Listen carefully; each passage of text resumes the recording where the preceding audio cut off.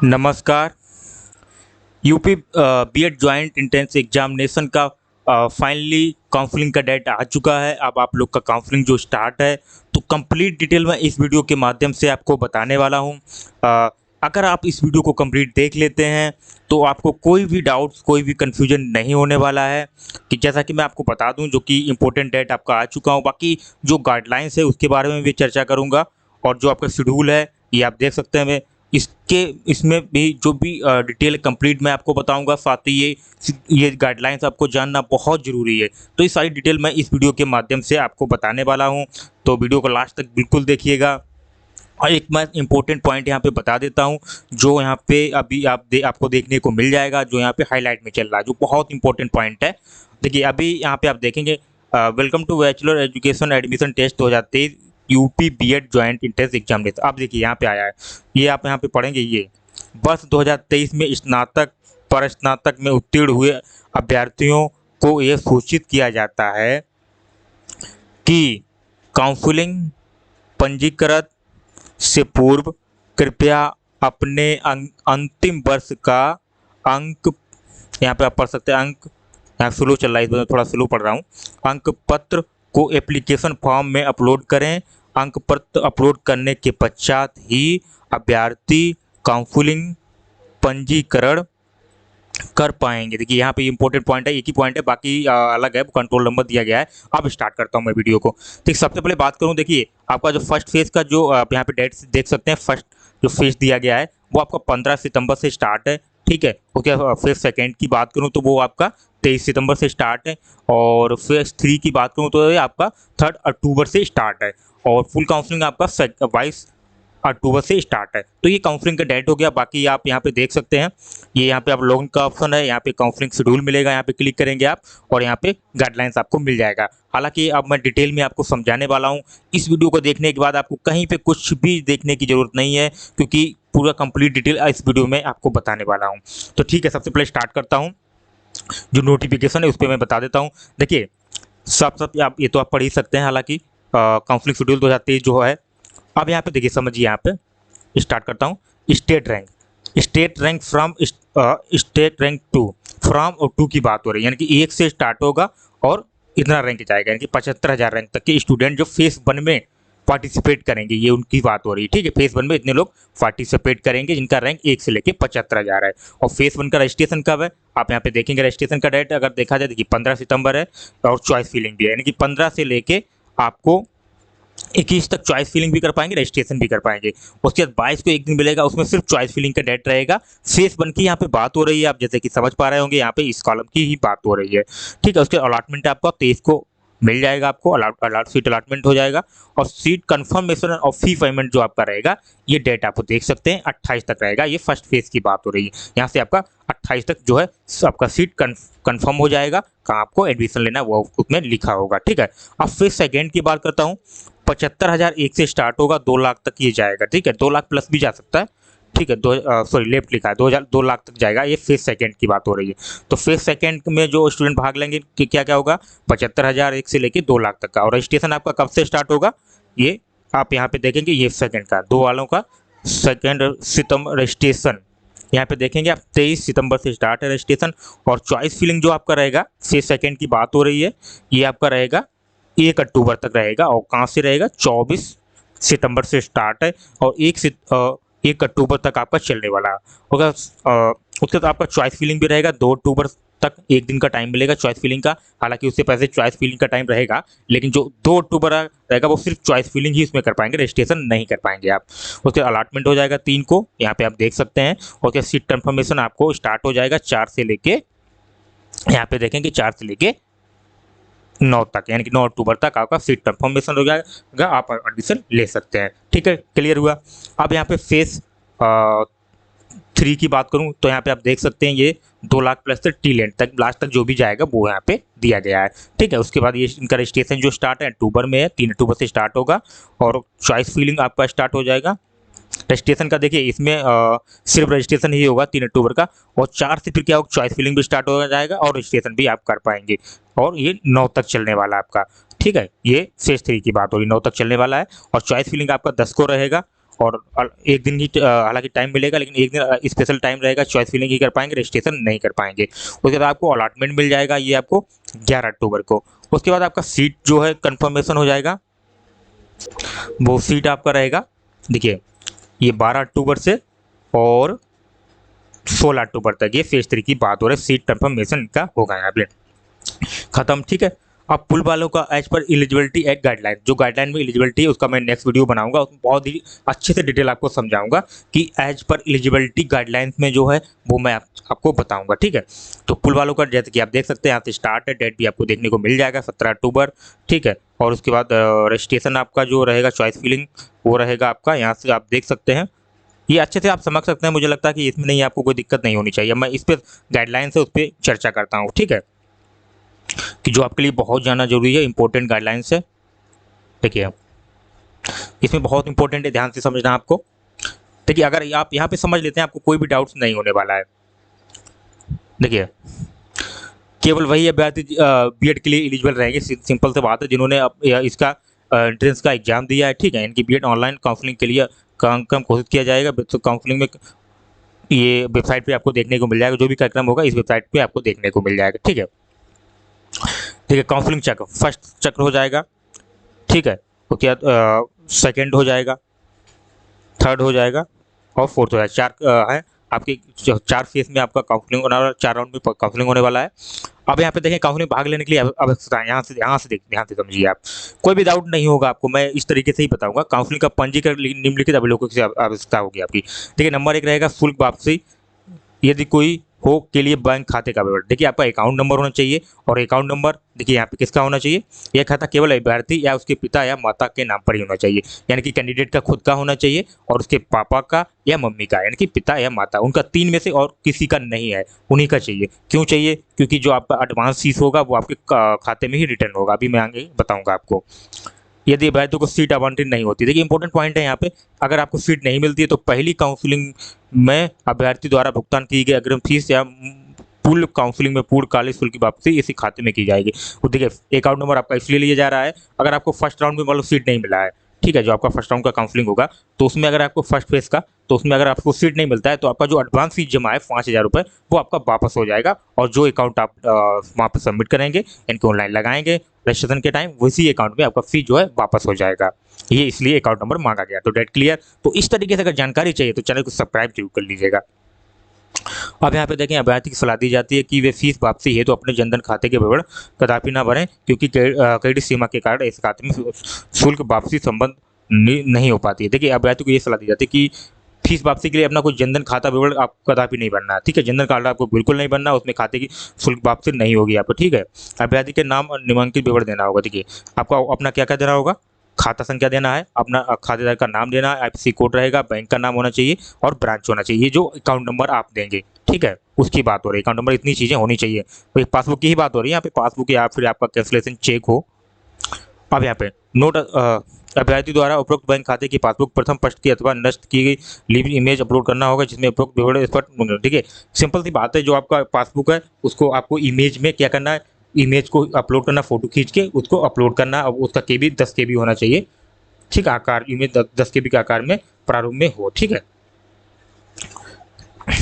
और उसके बाद देखिए यहाँ पे 10 केबी लिखा है, लेकिन यहाँ पे 100 केबी लिख दिया है, तो देख लीजिएगा को, हालांकि फोटो ही आपको लगाना है। देखिए आप कैंसिल चेक भी लगा सकते हैं, चेक में कंप्लीट डिटेल रहता है, आपका नाम रहता है, अकाउंट नंबर रहता है, आईएफएससी कोड रहता है, ब्रांच रहता है, तो कोई इशू नहीं, आप चेक भी लगा सकते हैं या पासबुक भी लगा सकते हैं। अगर जिसके पास चेक की है वो चेक लगा सकते हैं। और परीक्षा 2023 में बैठने वाले अभ्यर्थियों के लिए, देखिए जो जिस परीक्षा में बैठेंगे उनके लिए क्या है, जो अभ्यर्थी 2023 में 5 परीक्षाएं सम्मिलित हुए हैं, उन्हें काउंसलिंग प्रोजेक्ट के समय अपनी पात्रता परीक्षा अंक तालिका स्कैन कॉपी अपलोड करना अनिवार्य है। देखिए जो स्टूडेंट क्या है 2023 में पात्रता परीक्षा में सम्मिलित हुए थे, इनकी परीक्षा में सम्मिलित हुए थे, उन्होंने काउंसलिंग पंजीकरण के समय क्या करना होगा, अपना जो मार्कशीट है वो स्कैन करके अपलोड करना होगा, ठीक है। अपना मार्कशीट आपको अपलोड करना होगा, जो सबसे पहले मैंने आपको बता दिया, बहुत इंपॉर्टेंट है ये। अब देखिए यहाँ पे कोई भी प्रोविजनल इंटरनेट मार्कशीट तब तक स्वीकार नहीं की जाएगी जब तक कि वह संबंधित कॉलेज प्राचार्य या विश्वविद्यालय रजिस्ट्रार या परीक्षा नियंत्रक अधिकारी द्वारा सत्यापित नहीं किया। देखिए बहुत सारे स्टूडेंट के पास जो मार्कशीट अभी तक नहीं मिली है, तो कोई प्रोविजनल या इंटरनेट वाली मार्कशीट नहीं, हम लोग डाउनलोड कर लेते हैं, कोई रिजल्ट देख लेते हैं, तो उसकी बात हो रही है यहाँ पे। वो आपको जब भी वैलिड मानी जाएगी जब तक उसमें आपको कॉलेज, आप स्कूल में जाएंगे, अपने कॉलेज में जाएंगे, सॉरी कॉलेज में जाएंगे, वहाँ से आपको अटेस्टेड करवाना होगा, या फिर आप विश्वविद्यालय से करा लीजिए, या रजिस्ट्रार से कराइए, या परीक्षा नियंत्रक से कराइए, और वेरीफाई कराना होगा, तभी आपका वो वैलिड माना जाएगा। वैलिड का मतलब आप वहाँ पे जाके साइन इन करवा के मोहर लगवा के आपको दे देना है और वहाँ पे अपलोड कर देना है, ठीक है, ये चांस रहेगा। तो इस तरीके से जानकारी आपको कोई यूट्यूबर नहीं देने वाला है, तो चैनल को सब्सक्राइब जरूर कर लीजिएगा अगर इस तरीके से जानकारी चाहिए, ठीक है। अब देखिए, अब यहाँ पे काउंसलिंग की बात हो, राउंड 1 की मान लो काउंसलिंग स्टार्ट हुआ।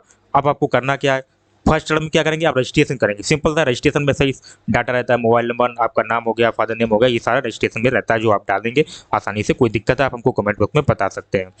स्टेट रैंक के आधार पर काउंसलिंग के विभिन्न चरणों को विभाजित किया जाएगा। केवल घोषित स्टेट रैंक सीमा के भीतर आने वाले अभ्यर्थी ही उस चरण में भाग ले सकेंगे। विशेष चरण कार्यक्रम काउंसलिंग पहले ही घोषित किया जाएगा, ठीक है। कार्यक्रम जो है वो घोषित कर दिया जाएगा, जो कि मैंने बता ही दिया है। इंपॉर्टेंट पॉइंट मैं लेता हूँ क्योंकि वीडियो बहुत लंबा हो जाएगा, क्योंकि फिर आप लोग देखेंगे नहीं, तो मैं चाह रहा हूँ कि थोड़ा इंपॉर्टेंट ही बताया जाए। अभ्यर्थियों को लॉगिन विवरण का उपयोग लॉगिन करना होगा, और पासवर्ड भूल गए हैं तो आप लिंक के माध्यम से पुनः प्राप्त कर, पासवर्ड भूल गए कोई दिक्कत नहीं, आप लिंक के माध्यम से फिर से आपको पासवर्ड मिल जाएगा, कोई इसके लिए इशू नहीं है। काउंसलिंग शुल्क अग्रिमकालिक भुगतान भुगतान, देखिए एक तो आपको 2 शुल्क लगने वाले हैं, एक तो आपका काउंसलिंग का शुल्क और दूसरा अग्रिम शुल्क, यानी कि आपका जो काउंसलिंग फी है वो लगेगा, एडवांस फी है वो लगेगा, जो एडवांसिंग आपका रिफंडेबल होगा जाएगा, यानी कि वापस हो जाएगा, आपको वो मिल जाएगा। देखिए पंजीकरण प्रक्रिया पूरी करने वाले अभ्यर्थियों को 5,750, यानी कि जो आपका प्रक्रिया होगा पंजीकरण का, तो उसमें 5,750 फीस लगेगा, जिसमें 750 आपका रजिस्ट्रेशन फी रहेगा और 5,000 एडवांस फीस रहेगा, जिसे आपको रिफंडेबल कर दिया जाएगा, वापस कर दिया जाएगा, उसके लिए कोई आपको दिक्कत नहीं है। और यहाँ पे यदि अभ्यर्थी को सीट अपॉइंटेड नहीं होती तो कॉलेज की अग्रिम फीस 5,000 रुपये उसके खाते में वापस कर दी जाएगी। देखिए अगर आपको सीट नहीं मिलती और आपने रजिस्ट्रेशन कर रखा है और एडवांस फी भी दे रखा है, तो क्या होगा, 5,000 रुपये जो आपने एडवांस जमा किया है वो आपको वापस कर दिया जाएगा आपके अकाउंट में, जो आपने अकाउंट नंबर लगाया है, ठीक है, क्लियर। तो इस तरीके से जानकारी चाहिए तो चैनल को सब्सक्राइब जरूर कर लीजिएगा। यदि अभ्यर्थी को सीट आवंटित होती है, यदि भी पुष्टि नहीं करता है, तो उससे कॉलेज में प्रवेश नहीं लेता है, तो कॉलेज अग्रिम फीस 5,000 रुपये वापस नहीं की जाएगी। देखिए आपको सीट आवंटित हो गया कि सीट आपको मिल गई है और आप क्या कर रहे हो, उसकी पुष्टि नहीं करते, यानी कि आप जाते नहीं हैं एडमिशन के लिए, तो उस कंडीशन में क्या होगा कि आपको 5,000 रुपये जो एडवांस जमा किया वो आपका जब्त कर लिया जाएगा, फॉरफिट हो जाएगा, वो आपको मिलने वाला नहीं है। अगर आपको कॉलेज मिलता है, आप नहीं जाते हैं तब, ठीक है। यदि अभ्यर्थी को सीट आवंटित की जाती है, वह इसकी पुष्टि करता है, तो यह राशि शुल्क में समायोजित की जाएगी, ठीक है। अगर आपको सीट मिलती है, आप जाते हैं, तो आपकी राशि जो है शुल्क में समायोजित कर ली जाएगी, यानी कि वो शुल्क कहीं ना कहीं एडजस्ट की जाएगी, ठीक है। यदि अग्रिम शुल्क आवंटित महाविद्यालय को शुल्क से अधिक है, तो अतिरिक्त राशि महाविद्यालय को वापस की जाएगी। देखिए जो आपका एडवांस फीस है, मान के चलिए किसी महाविद्यालय में 4,000 चाहिए और आपने 5,000 जमा किया है, तो आपका 1,000 रुपये अतिरिक्त जो है वो आपको वापस कर दिया जाएगा। ये इसमें मैं एग्जाम्पल में बता दे रहा हूँ, ठीक है। एकदम क्लियर समझ में आ रहा होगा, क्योंकि मैं एकदम क्लियर ही बता रहा हूँ आपको। काउंसलिंग शुल्क आपका 750 रुपये है, ठीक है। अब यहाँ पे देखिए सेकंड स्टेप आएगा, पहले तो रजिस्ट्रेशन, सेकंड आपका आ गया केवल पंजीकरण। आप बोलेंगे सर इतना जल्दी इसलिए बोल रहा हूँ कि वीडियो बहुत लंबा हो जाएगा। केवल अभ्यर्थी को विकल्प, केवल पंजीकृत अभ्यर्थी ही विकल्प भर सकते हैं। देखिए आपने जो रजिस्ट्रेशन किया है वही चॉइस फिलिंग कर पाएंगे। ऐसा नहीं आपने रजिस्ट्रेशन नहीं किया, आप चॉइस फिलिंग कर लें, तो आप चॉइस फिलिंग नहीं कर पाएंगे जब तक आप रजिस्ट्रेशन नहीं करेंगे। चॉइस फिलिंग के पहले अभ्यर्थी को निम्नलिखित विवरण सत्यापित करने होंगे। देखिए क्या क्या चॉइस फिलिंग आप जब करेंगे तो आपको क्या करना होगा, बीएड महाविद्यालय हेतु अभ्यर्थी के पास स्नातक 3 वर्षों में संस्कृत है तो अभ्यर्थी को हाँ का चयन करना है। देखिए जिनके पास 3 वर्ष का जो बीएड महाविद्यालय में प्रवेश हेतु यदि अभ्यर्थी के पास स्नातक के 3 वर्षों में संस्कृत है तो उनको हाँ करना है, ठीक है।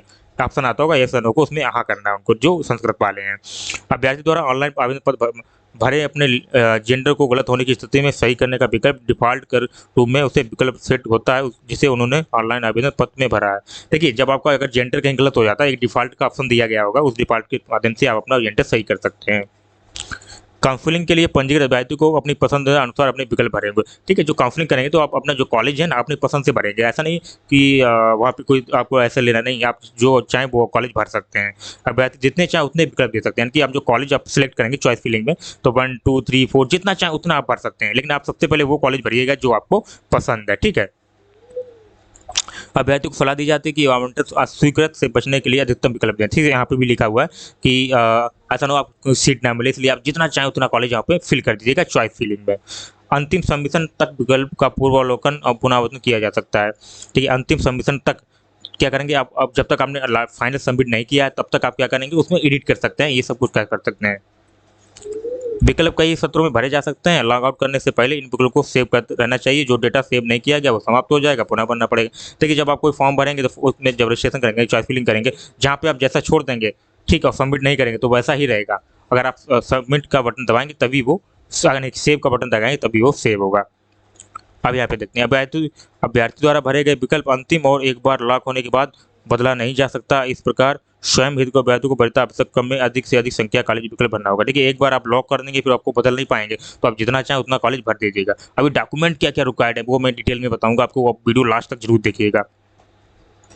यदि किसी अभ्यर्थी ने विकल्प जमा कर दिया है लेकिन विकल्प भरने की अंतिम तिथि समाप्त होने के बाद लॉक नहीं करता है तो सीट आवंटन से स्वतः लॉक हो जाएगा। देखिए, आपने मान लो चॉइस फिलिंग किया है, चॉइस फिलिंग में क्या हुआ, आपने जैसा था वैसे छोड़ दिया, मान लो दो कॉलेज छोड़ दिए, सिलेक्ट किया, लेकिन आपने लॉक नहीं किया, तो आपको लॉक 100% करना है। अगर लॉक नहीं करेंगे, जैसा है वैसे ही लॉक हो जाएगा। मान के 2 कॉलेज आपने वहाँ पे छोड़ दिया है तो 2 ही लॉक हो जाएगा, तो ये सब रहता है। और नंबर 6, कॉलेज आवंटन।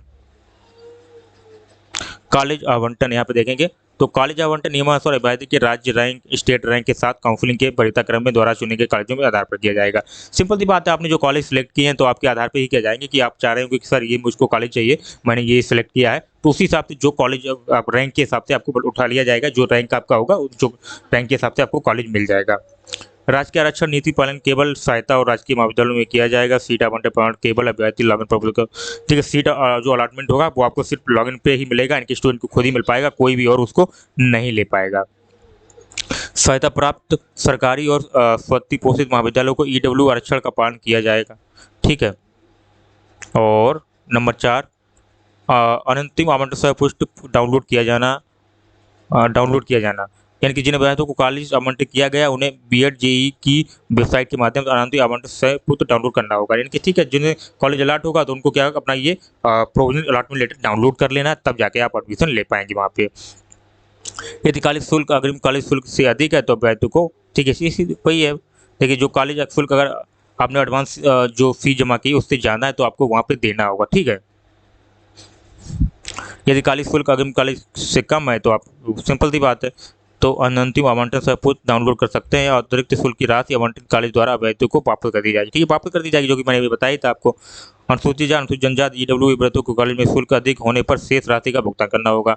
ठीक है, अगर कॉलेज की फीस ज़्यादा है तो इन लोगों को जो है जो फीस बचता है उसका भुगतान करना होगा, जमा करना होगा। अब यहाँ पे आवंटित कॉलेज में रिपोर्ट किया जाना है। अभ्यर्थी को आवंटन तारीख से 3 दिनों के भीतर सभी मूल दस्तावेज के साथ अनंतिम आवंटन पत्र के साथ आवंटित कॉलेज में रिपोर्ट करना होगा। देखिए, जब अभ्यर्थी को जो सीट आवंटित होगा तो 3 दिनों के भीतर क्या करना है, आपको मूल दस्तावेज के साथ अपना आवंटित पुस्तक के साथ आवंटित कॉलेज को रिपोर्ट करना होगा। यानी कि कॉलेज में जाके वहाँ पे रिपोर्ट करना है, बताना है कि मेरा सीट अलॉट हुआ है। तो वहाँ पे ऐसा नहीं आप गए नहीं जाएंगे तो नहीं जाएंगे, तो आपका जो एडवांस फीस है वो जब्त हो जाएगा। ठीक है, तो आपको जाना होगा। आवंटित महाविद्यालय के प्राचार्य द्वारा अभ्यर्थी को मूल दस्तावेज के भौतिक सत्यापन किया जाएगा। देखिए, ये क्या होगा, जो आपको जहाँ सीट मिलेगा वहाँ पर प्राचार्य के द्वारा आपके जो मूल दस्तावेज, मूल समझ रहे हैं आप, ओरिजिनल डॉक्यूमेंट, आपके ओरिजिनल डॉक्यूमेंट का वेरिफिकेशन होगा वहाँ पर। ठीक है, चेक किया जाएगा। यदि अभ्यर्थी को दस्तावेज कॉलेज प्राधिकारी द्वारा मान्य नहीं पाया जाए तो उनका आवेदन निरस्त कर दिया जाएगा। ठीक है, अगर आपको डॉक्यूमेंट वेरीफाई होंगे, वहाँ पे ओरिजिनल डॉक्यूमेंट अगर नहीं पाए जाते कि वो अगर डुप्लीकेट निकले या कोई फ्रॉड निकला उनमें, तो आपका जो है निरस्त कर दिया जाएगा, आपका सीट अलॉटमेंट लेटर, यानी कि आपका एडमिशन नहीं होगा। रिपोर्टिंग के लिए आवश्यक दस्तावेज, आप यहाँ पे ध्यान से आपको समझना होगा। जब आप रिपोर्टिंग के जाएंगे तब आपको डॉक्यूमेंट क्या क्या लेके जाना है वो जानना बहुत जरूरी है।